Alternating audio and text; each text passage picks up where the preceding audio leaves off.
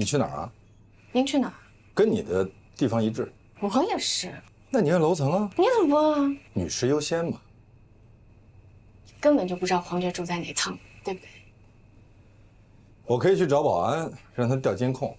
行啊，但我也会去跟保安小哥哥说，哥哥你精神不是很好，容易控制不住自己，所以千万不能让你看监控，而且不能让你随便进小区、进楼道。那我也可以把她的照片发到网上，就说这是我偶然邂逅的一个女孩，我一直对她念念不忘，这是我的真爱人，我让广大网友帮我找到她。行，我可以带你去找她，但是你得发誓，千万不能跟风韵说出任何关于她的信息，特别是她的住址。为什么？我怕风韵会找人去骚扰她。你就不怕我亲自骚扰她？你没那么无耻。谢谢夸奖。这不是夸奖。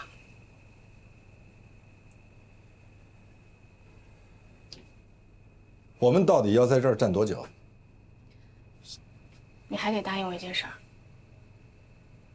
无论什么时候你去找他，我都必须在现场。同意。你一定不能把我排除在外。你到底摁不摁电梯？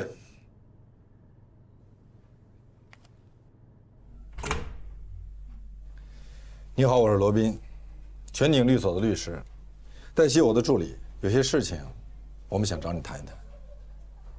对不起，我没有时间。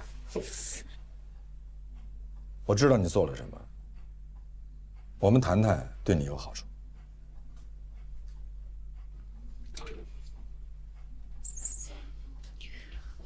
谈吧。为了确保你我的利益，我们这次谈话需要录音。你也可以录。我那有，随时录。那你一定录了公益之星那天晚上所有发生在这间屋子里的事情吧？我只给你们5分钟的时间。你把那个监控视频复制一份给我们，用不了5分钟。这涉及到个人隐私。你涉嫌诬陷。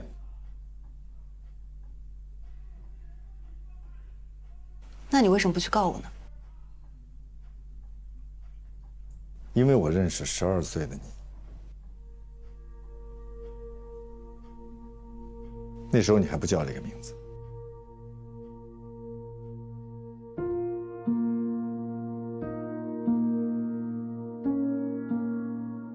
这些我想你应该都还记得吧？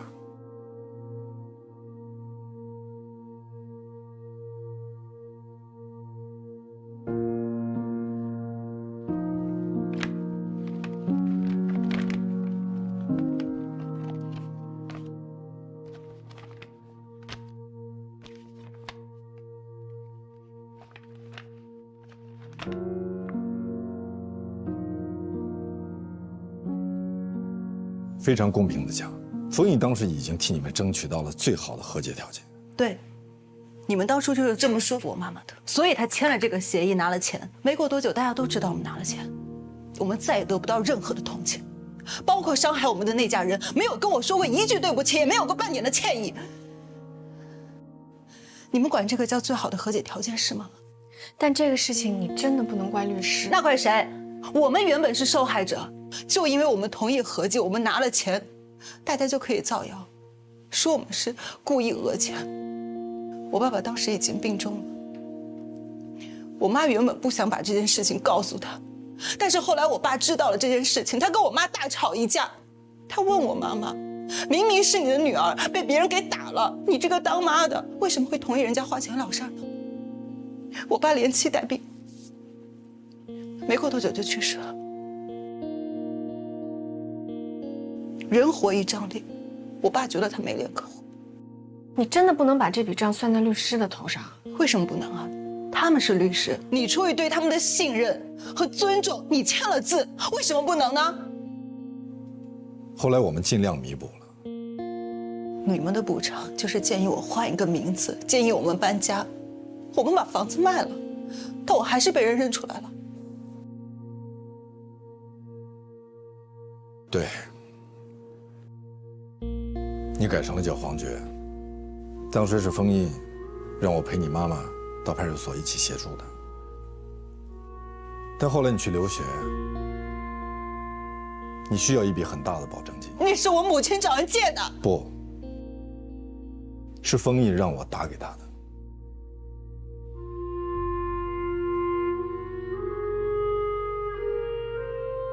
这是汇款凭证。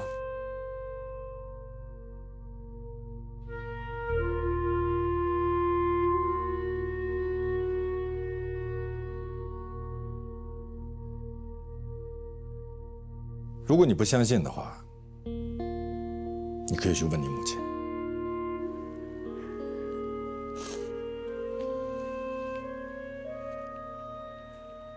我现在1周去看我妈1次，她已经连我都不认识了。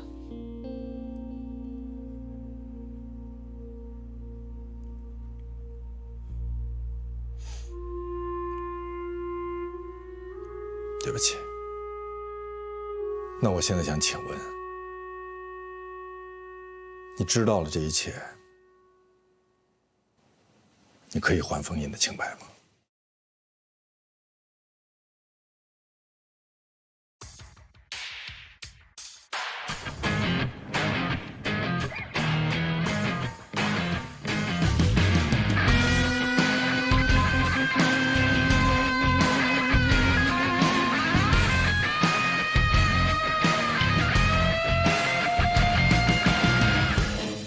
以后见我需要预约。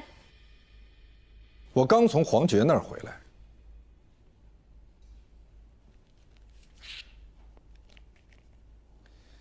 当时他的这个案子很轰动啊。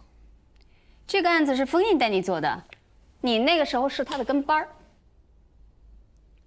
我想请问你，为什么把封印骗到黄觉家里去？是封印自己要去的，我只是陪他前往。那你为什么不告诉封印，黄觉是谁呢？封印是办他案子的律师，他都没有认出来他是谁，我为什么要知道他是谁呢？对我而言，他只不过是一个热心公益的志愿者而已。然后我们一起去健身，共享一个健身教练。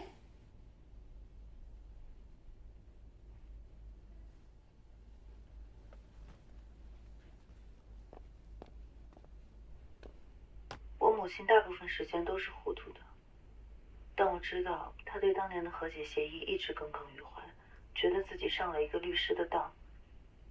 顾姐就跟我说，解铃还须系铃人，如果封印能跟我母亲道个歉，也许她就能解开心结，唤醒记忆。所以那天，她就把封印带。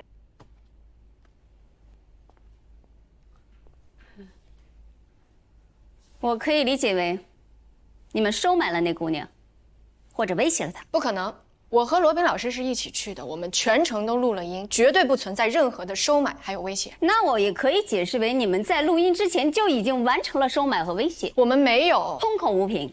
你说没有，我说有。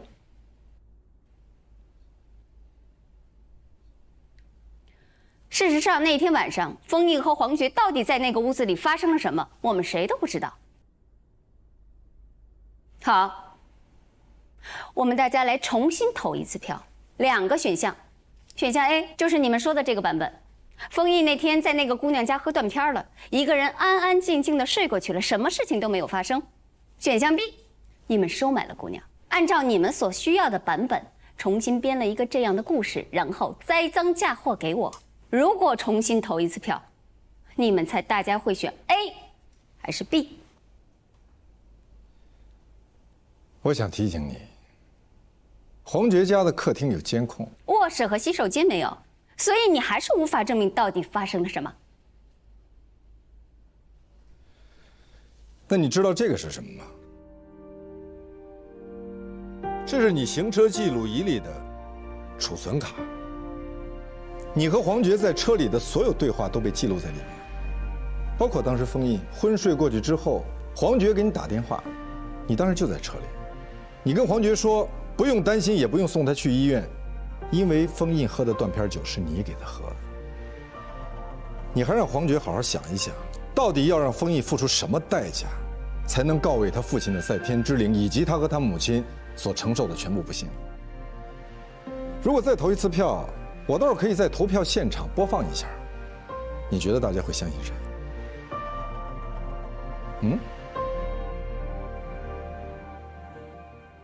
你真卑鄙，是你换了车。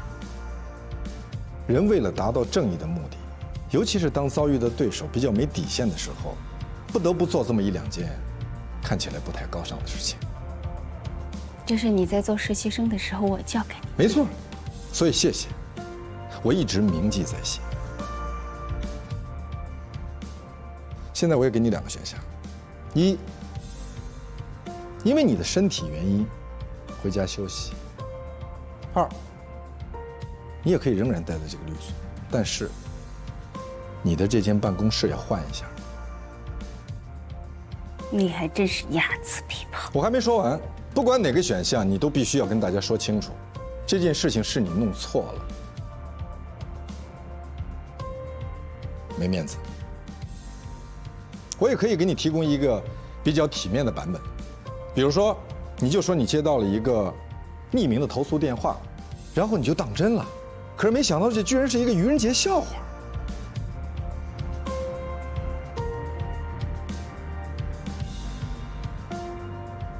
现在，你应该去风姨的办公室，郑重地跟她说一声对不起。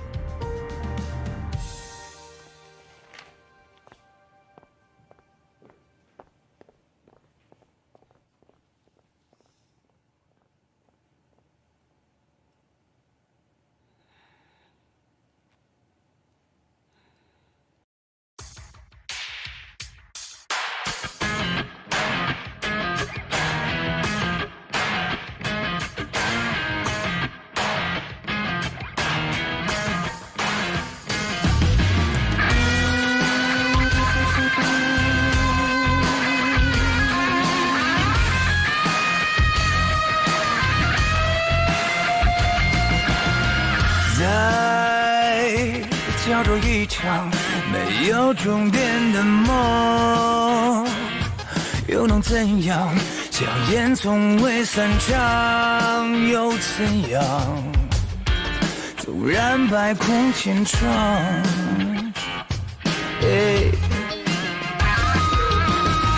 只能够战胜残酷，只能去圈住迷途，他要走的每一步，不犹豫，不彷徨，这一个心动长什么模样？用善良捍卫原则立场。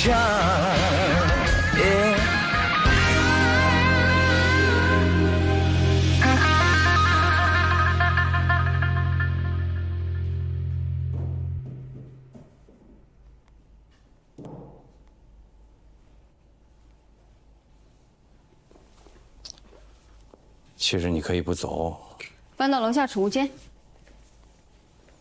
你也可以不搬，写个检查。不用不着。那你要怎么样？人非圣贤，孰能无过？你是围棋高手，你靠对方的错误赢棋。不，你不了解围棋。我了解你，你会逼着对手犯错误。是你给我挖了个坑。是你逼我给你挖坑。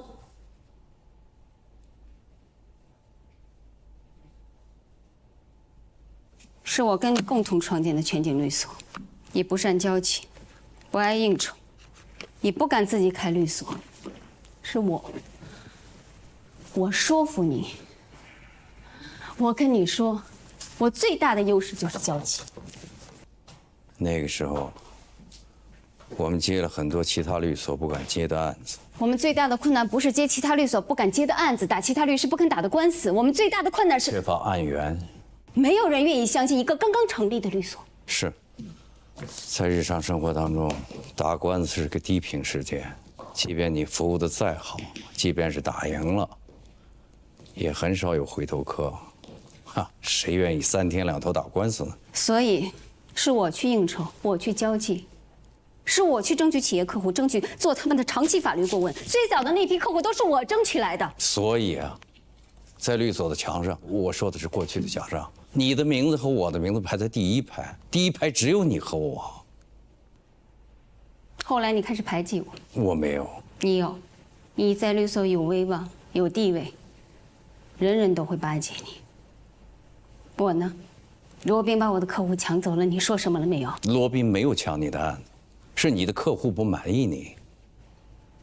你以前从来不会这样跟我讲话。我以前，你以前仰仗我，依靠我，信任我，需要我。现在呢，你有其他人可以仰仗，可以依靠，你也没有再那么需要我了。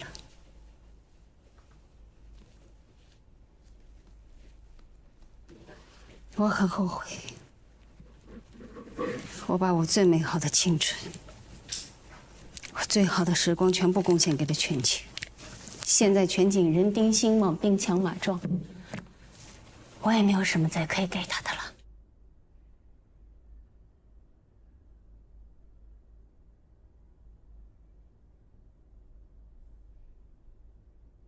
你什么时候想回来？随时。我想带走愿意跟我走的，只要他们愿意跟你走，我绝不拦着。谢谢。那我就把辉耀、东方江和几个客户都带走。不行，你刚刚说还可以的。我以为你说的是带走律师。我当然说的是客户。当然不可以。为什么不可以？他们是我的客户，是我辛辛苦苦维系多年的。所有的客户都是全景的。他们之所以成为全景的客户，是因为我在全景。你太高估了自己了。我可以证明给你看。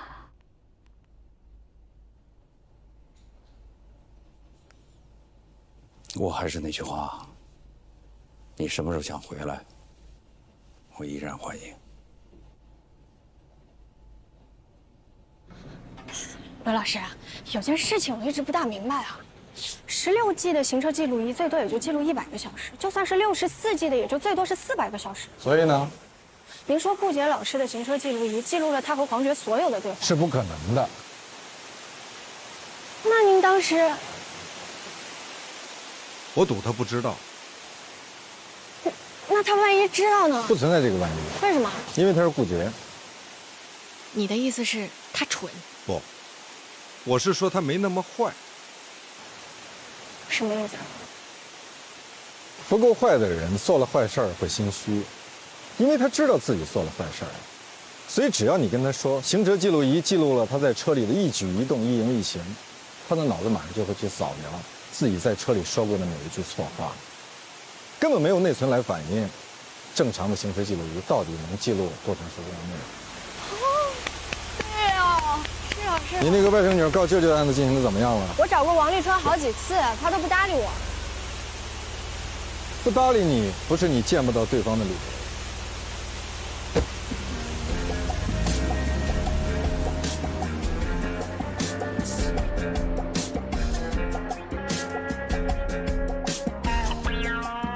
贝蒂斯橄榄油，西班牙的皇室用油，几百年的品质保障。您看一下，这可是原装进口的，不仅实用健康，还能美容护肤呢，最适合您这样的白领。哎，我想问一下，这个发票那个能办那个化工用品吗？不能，你买什么开什么。好，不行，谢谢啊。哎，您后面排队。哦，我不是来开发票的。啊，您在这签个字就行。啊，这里是吧？对对对。哎，好嘞，这卡您拿好。好的，好。您好，这是我的名片，我之前给您打过电话。黛西住。什么事儿？是关于您告您舅舅的那个案子。对呀，法院已经立案，你舅舅想要找你商量一下。这事儿没得商量，除非他给我一本。您姥姥姥爷在世的时候就已经说了，这房子是归您舅舅的，而且您跟您妈都已经签了承诺书，说保证不要这个房子。那不是我的签名，我妈也不在世了。你好，这儿能开发票吗？开发票您那边扫码自助。好，那边。你呢就别在我这儿磨叽了，磨叽也没用。他要不同意呢，咱就法院判，法院判多少就多少，都别废话。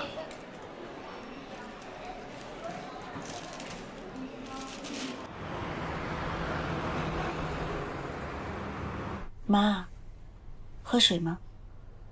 你怎么叫我妈？我不是你妈。那你是谁的妈妈呀？黄觉。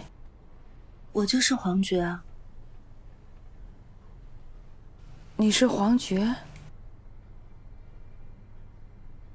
想起来了吗？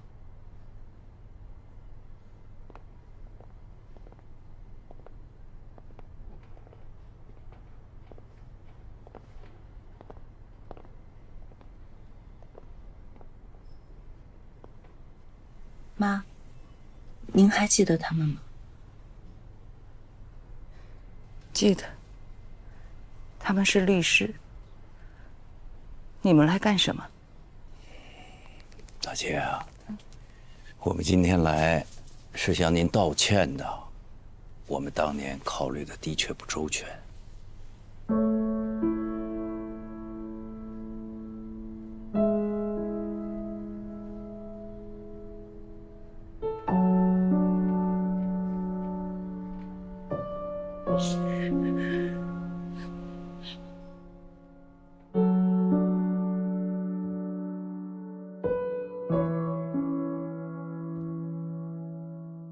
他那外甥女油盐不进的，还说什么来着？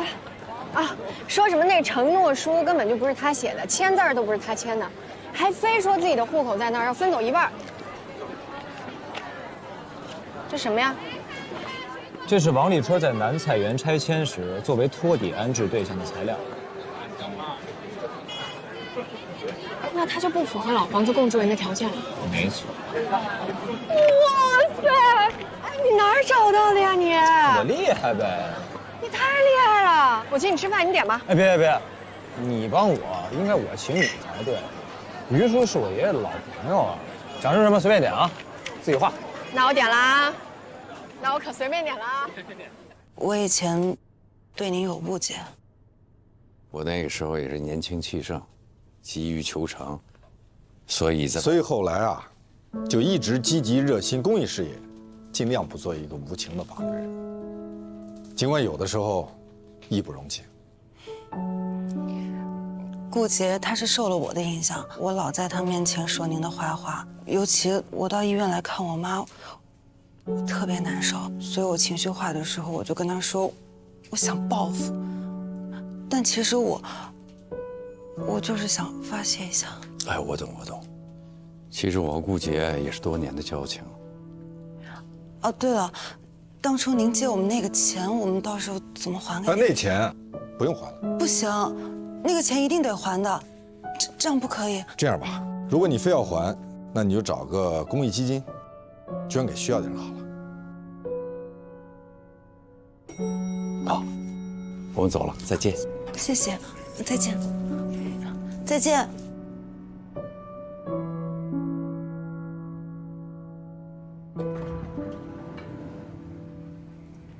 别装傻，怎么回事？什么怎么回事？不是你借给他妈妈那笔钱，没怎么回事。说，您还记得他妈当时老到咱们律师所去找您，您让我接待的吗？我记得。然后呢？他就跟我说，虽然房子卖了，搬了家了，名字也改了，但是还是老被别人挖出来，不得安宁。所以他就想带着女儿出国留学，但是还差点钱。你就借给他了？事实上，我是跟他说，咱们帮他筹集了一笔捐助款。多少钱啊？干嘛？你要还我？不是。你当时哪来这么多钱啊？我结婚的钱。我知道蓝红为什么不嫁给你了。我没这么伟大，是蓝红不嫁给我在先。你一气之下，就把那笔结婚的款子给捐了。反正留着也没什么用。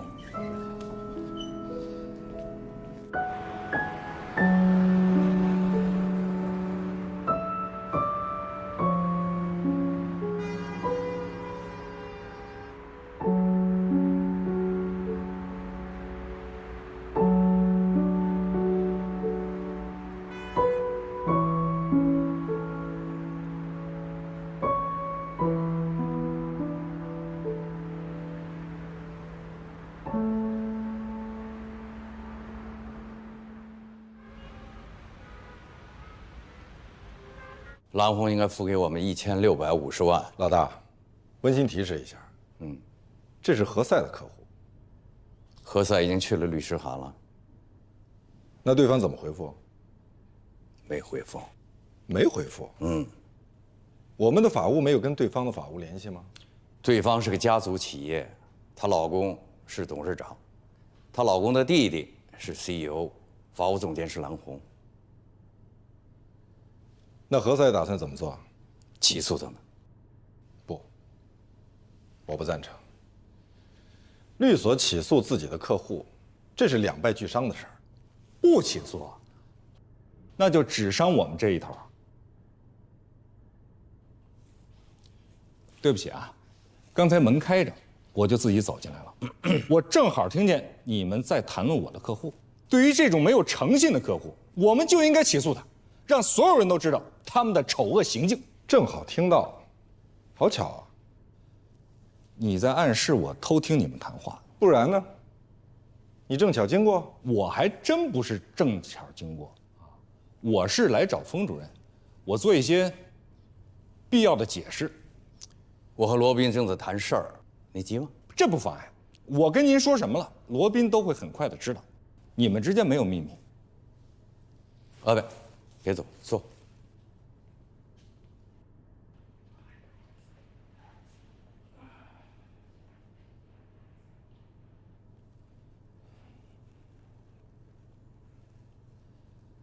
之前，之所以我站在了顾杰的一边，是因为我认为当时顾杰说的是有道理的。在很多事情没有弄清楚之前，我也认为，您当时不适合做律所的执行合伙人。现在呢，事情都弄清楚了，啊，您也官复原职了，这是皆大欢喜。你想解释什么？我没听出来啊。我认为我站在顾杰的那一边，当时是没有错误的，现在来说也没有错误，对吧？但是如果您认为我错了，或者您认为那是我的污点，或者您觉得我就不适合再留在全景了啊，或者是您想杀鸡给猴看，那好，我可以离开全景。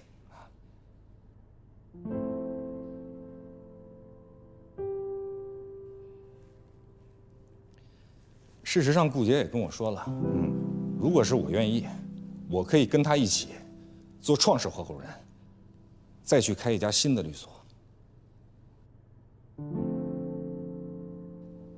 何塞，没有人想让你离开。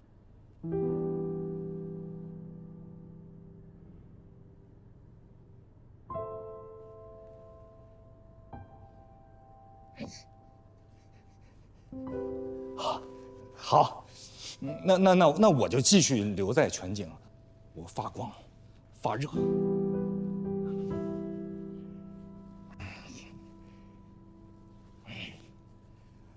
针对这1650万，我认为必须要诉诸法律。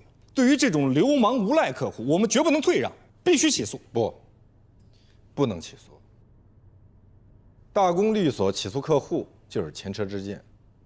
虽然官司打赢了，钱也要回来了，但是他们客户及其所属的所有子公司，跟他们的乙方公司和他们有生意来往的合作伙伴，全都跟大公律所解除了法务合同。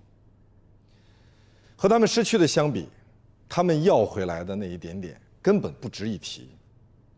我还没说完，这还没有算上大公律所所损失的声誉。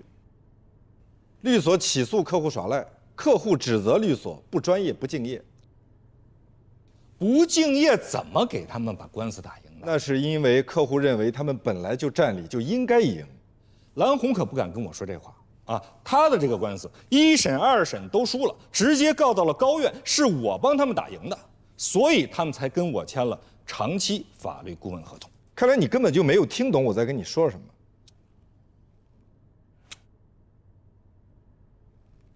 我也不赞成贸然起诉。蓝红手上有几百亿，一个案子，1审、2审历经数年，不单纯是一个资金的问题啊。他们一直打到高院，就是想赢，而且不计成本。想想啊，这么一个大集团公司，最看重就是他们的声誉。你们俩再商量商量，打官司是最后的手段，看看能不能除了这个最后的手段之外，还有没有其他的解决方式。那要想办法先去了解了解，到底卡在哪儿了。卡在你前女友那儿了。哎，也许你去能把这钱给要回来。你给我滚出去！这是方主任的办公室，那也滚出去！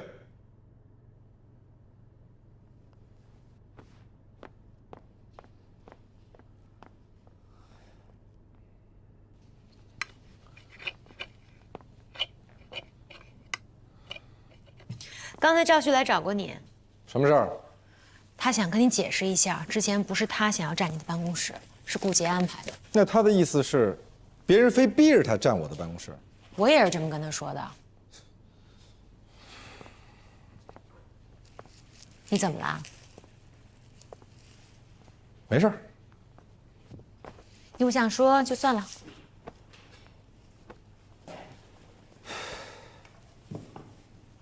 老大交给我一件棘手的事儿，非常头疼。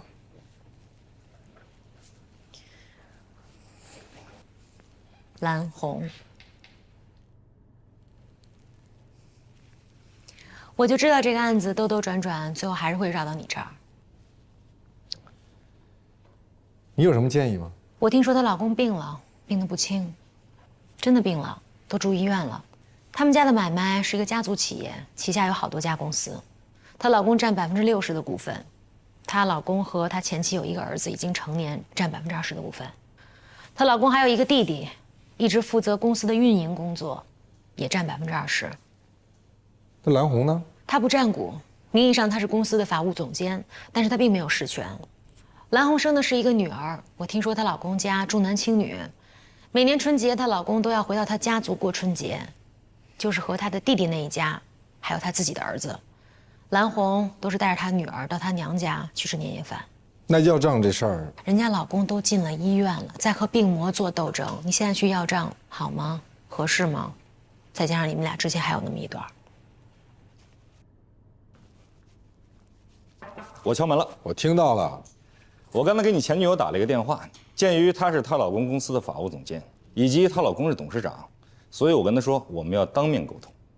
我们？对，我们。我跟她说，我和你，我们一起去拜访她。哇哦！为什么哇哦？祝福你们啊，预祝你们旗开得胜，马到成功。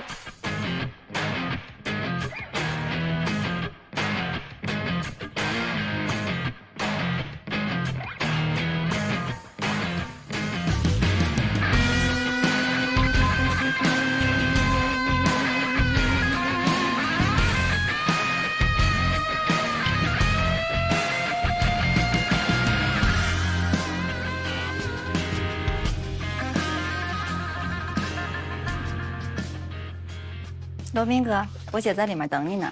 哦，何塞我同事，蓝红的妹妹。我们总算见面了。是这样的，我现在呢是我姐姐的助理，何塞先生呢一直管我们公司要账，所以一直给我们发邮件，都是我来回复的。那你们可以直接留个联络方式，直接联系。啊，我们拿电话，我们继续聊吧。哎。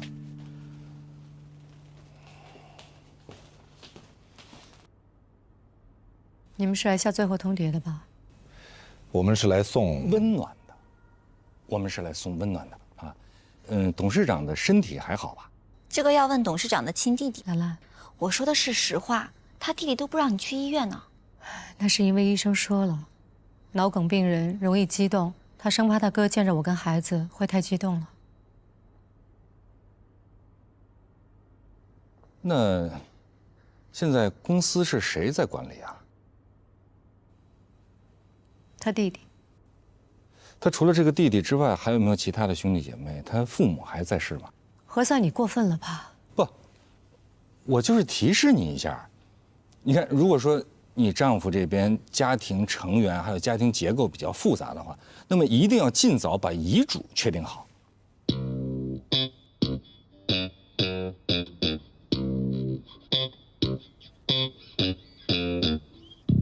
罗宾，我说的有道理吧？哎，对了，你们俩的联络方式留了吗？我扫您。哎，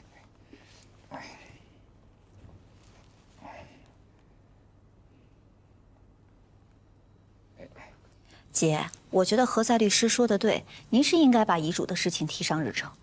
而且这个遗嘱吧，一定要做个公证啊，一定要有见证人。像我们律所呢，也有这方面的业务。这个有些老板吧，提前先走了，然后家里边呢就打成了一锅粥。这一打官司会打很多年，这种事儿咱见了很多。兰兰送客。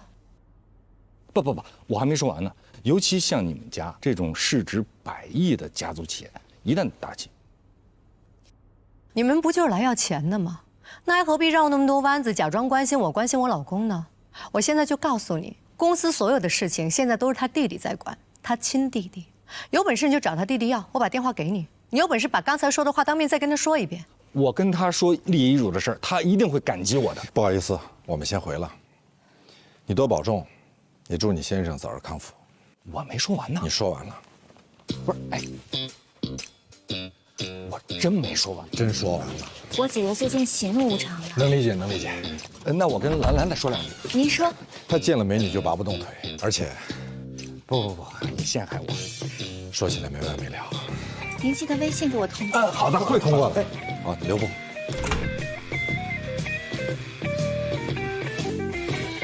不是，我话还没说完呢，你干嘛把我拉出来？等你说完，人家就该把你赶出来了。不是，那咱那1650万呢？我现在知道你为什么要不回来了。哎，咱俩一块儿来的，我也没见着你占上风。我们不是来为了占客户上风的。作为律师，不能只讲客户爱听的话。那你也不能人家不爱听什么你就说什么吧。我就不明白了，你说他也是律师，他为什么反应这么大呢？人家老公还躺在病床上，生死未卜，你就再跟人家聊遗嘱。不是，那什么时候聊啊？死了之后聊啊？这遗嘱有死了之后聊的吗？啊，不都是活着的时候聊吗？对不对？你再说了，那死了之后，那跟谁聊去？死了之后聊的遗嘱，那法律，他能承认吗？哎，你什么意思？你以为我这给你开车门呢？需要给你小费吗？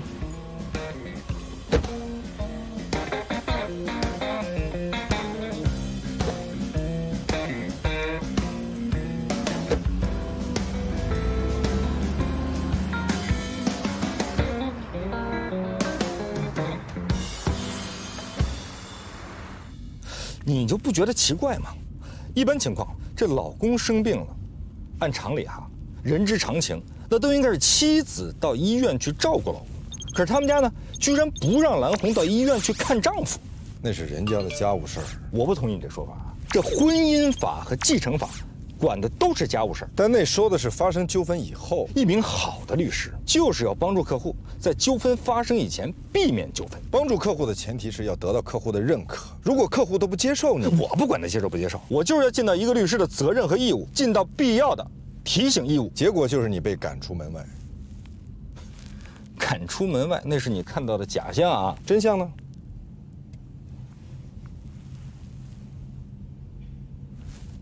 真相。何塞律师，特别感谢您。我姐姐情绪不好，请多谅解。您的提醒非常有必要。她刚才给孙超越，就是我姐夫的弟弟发了微信，要求前去探视，结果被告知姐夫今天转院。我们问转到什么医院也不告诉我们，所以我们也有一些不安。不知道你有什么建议啊？听见了吗？这就是蓝红的妹妹兰兰给我发的微信，你要听一遍吗？首先啊，她就表示了对我的感谢，而且请我谅解，而且希望得到我更多的建议。那么你打算给出什么建议呢？我马上就会让你知道。兰兰女士，首先呢，感谢你对我的信任。我给你的建议就是，干什么你？先说给我听听。我为什么要向你汇报啊？我为什么要向你汇报？我为什么要向你汇报？那你的意思是，从今以后咱俩各干各的，谁都不管谁？